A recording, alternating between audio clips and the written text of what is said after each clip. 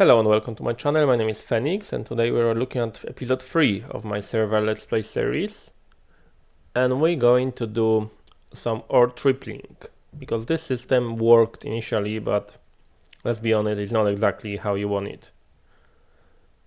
As you can see, I also crafted a clock because I was getting killed by the creepers and the spiders all the time when I was leaving here at night time. I have all the equipment needed for this process. I will show you as well how to make it, but didn't want to craft it because it's a long process to craft it and you don't really want to see me staring at the crafting station all day. Okay, clear this area in here, and the plan is that we're going to put the crafting system in here. Let's quickly skip into a morph and let's get it a bit organized. The plan is that we're going to have some water in here because we'll need to extract oxygen from water for this process. So that's the plan. Okay, so I have an infinite water source in here, and my plan is I want to have a buffer chest in here. So let's place it down, and that's the buffer chest to which all my ore will go. So if I put anything that is ore, instead of going to this chest, it will go now to this chest. So then I can decide from here what I want to do with it. And in here, we're going to set our machines. So the first one that we need is the electrolytic separator. So let's place it here. Yep, and this machine will, let me pick it up for you so you can have a look how it's made. So it's kind of expensive recipe, you need a lot of iron for it. You need some osmium, some gold. It's not too tragic, but it will cost you a lot of iron this process. So we have this thing in here, and we need to introduce some pipes to it. So let's get the transfer node. Didn't want that, did I? 1 second, let me do it quickly. Transfer node. Okay. That's better. Okay, and this transfer node will transfer the water from the pipes. Yep. And it goes in here. Is it working or is it not? Yeah, it's filling it with water nicely. And at quite reasonable rate, really. Then we'll have to have something in here. Do I want it like that? No. Okay guys, I think we'll change it a little bit. We'll have this tank in here as a buffer because I don't really want to cross these pipes with anything. And let's have it go like that. So this will now transfer fluids. Yep, it's working, that's great. And we will use the fluid ducts for the rest of the process. So we'll have one in here. And we'll put the dynamo because these machines will require power, of course. So I have a dynamo ready. Yep, we place it in here. Just turn it around so it's not stupid like that. And the universal cable. Okay, we have it here. Yep, and let me turn it around. Okay, it's working now. And it's receiving what? And in here, we're going to have our electrolytic separator. That should work fine. We have to just install the servo in here, and we don't want it to have anything. Okay. We need it to extract from the top. So we have it like that. Okay, we'll extract water from this tank. The water will go to this machine and to this machine. Excellent. Is it right like that or not? No, because I have to power this thing. Let me think about it. Let's take it out. And we want it in here. So now this thing will be powered and we need to transfer some fluids to it. So let's put some fluid ducts in here and in here. Now I don't want you to do that. Okay.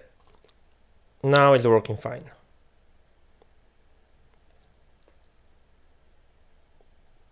So what this machine does, when it receives power, we want it to be dumping oxygen and storing and hydrogen. Let me have a look. I will show you how it works when I give it power. So let's give it some power. And it should now receive the redstone flux, yeah. So this one is the hydrogen and this one is the oxygen. So what we want to do, we want to be dumping hydrogen. So we don't want it to be stacking, and we're going to stack oxygen for us. Then your next machine that we will need is this guy, a purifier. He receives oxygen from here, so he will work perfectly fine, and he will crush he will be responsible for our ores. We just need to provide some more power. So let me just quickly go and grab some basic universal cables and I will be with you. Okay, I got the cables ready. So let's run them in here. I need some more. So they go like that. And I would probably want to have a battery somewhere. So let's change it a little bit. Okay guys, so I moved it a little bit. We have a battery here outputting the energy towards these machines. So let's put it here. We have an electrolytic separator receiving water from underneath. It will get it in here. So we are dumping the hydrogen and receiving oxygen in here. This machine is powered. Now we're in the crusher. Let me just find the crusher. Crusher will go in here. Then we need a enrichment chamber, and we need to dig this hole a little bit bigger. Let me grab the hammer. Left it in here, didn't I? Yeah. Okay. So yeah, let's dig this hole a little bit bigger. Way like that. Let's put some torches so nothing spawning here. Yep. And a torch in here. Okay. Now we need some more energy. We need 2 more machines. 1 more machine, so we need 1 more energy conduit in here. Okay. So that's how you put it, guys. You put the electrolytic separator first. It provides this machine with oxygen. Then you have a crusher. It will crush things for you. Then you have a enrichment chamber and smelter, and they should be set up that they let me have a look how they are set up in here. Okay guys, I think I figured it out. What it works with the stupid machine is like that. In here there are actually not colors but output slots. So dark blue is output, red is input. I have no idea what green and orange are, but never mind. Let's set this one to red. And now let's place some ore in here and it should work. Let me grab some ore. Okay, we place some gold in this machine. That should process this. And I think now it should be fine and it should go to the next machine. So let's have a look. Yes, perfect. Goes to this machine and process the things for us. So this machine as well has to input from here. And this bad boy has to input from here.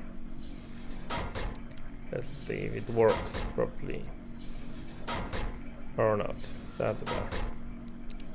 Come on, let's do it. Yes, perfect. And the question of the day is, can we output directly to the chest or can we not? Well, I would hope we can. Let me have a look where we have chest. If we can output directly to chest, that's great. If not, we'll just put a pipe and we'll do it through the pipe. It's not a big deal really. We can. Cool. Okay. So as you can see, per each, let me show you. Per each of them, you get 3 in here. So you triple your output per ore. I have to be honest, no idea if I can process everything or not. But I would hope so, that I can process every single ore I have. If not, I will process what I can and send the rest to be processed in different ways. But I think that for now, this setup is going to work perfect. I will try to get some upgrades. Let me have a look at upgrades now.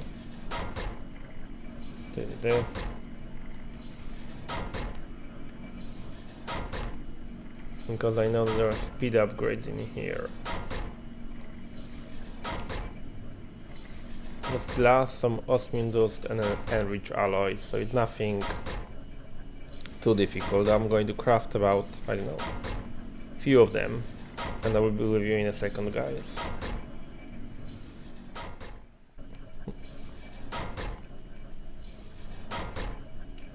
Okay, I gave it a little bit of a speed upgrades, so let me show you guys.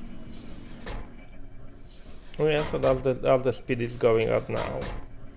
It's not really the fastest. I can still probably give it some more upgrades, and I will when I get more iron, but at the moment it's going not too bad.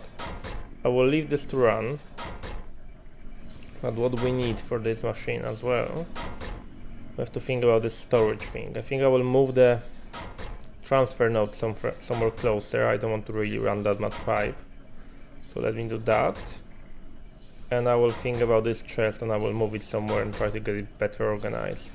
Okay, so the system is going to work like that. I have the pipe going down there, and in here we're going to collect all the ores we have, and they will be pulled out one by one in here. And with time I will see what ores can be processed and what cannot be, and then I will decide what to do with them. But for now it should work like that. I will also show you guys how I was making steel with this thing from the ReactorCraft called blast furnace. If you put it sand, coal and gunpowder, and you put some metal ingots in here, it creates steel for you that you can use for steel casings. And from about 9 ingots in here, you will get about 14 ingots of steel. So it's really efficient. You basically almost never use the sand and gunpowder.